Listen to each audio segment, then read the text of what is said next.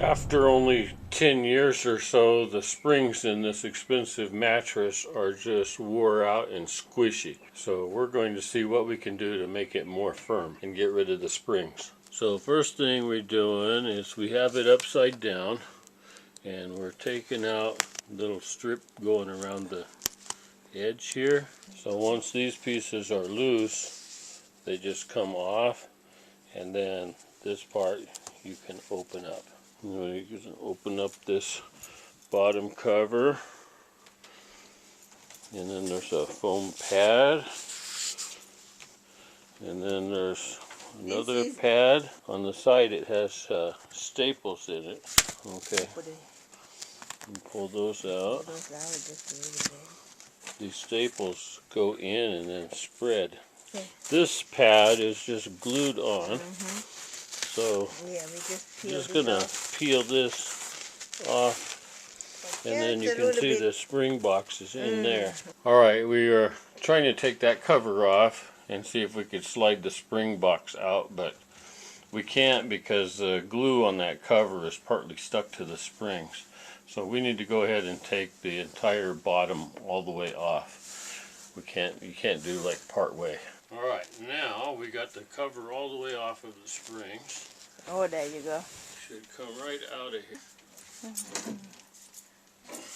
Now no more spring. So we got this Kapok mattress pads, and we're going to try to replace the spring with that, and that will give us a nice stiff bed. It should. These side pieces of foam that cover the springs up are too thick, so we need to take these off and the rest of the staples all the way around. Okay, we got all the staples out. There was a lot of staples in, so we got that all the way off, all the way around.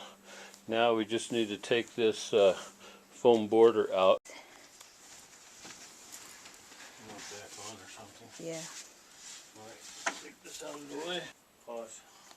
1, 2, 3, 4 little 1-inch foams, and then the quilted top piece. I'm going to put this cover back on.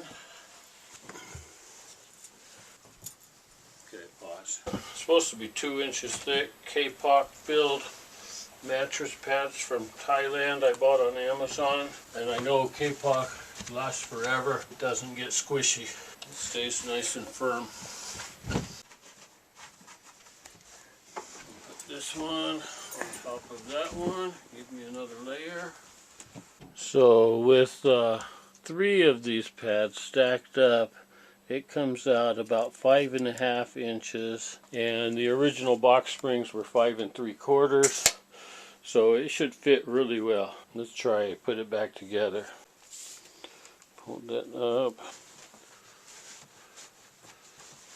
Okay, now we'll put one of these pieces of foam back on.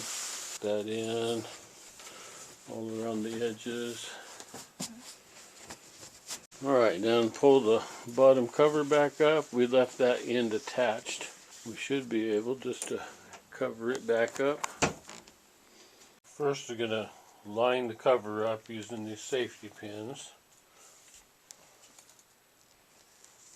First we're going to just go around and do a whip stitch to hold the 2 pieces of material together.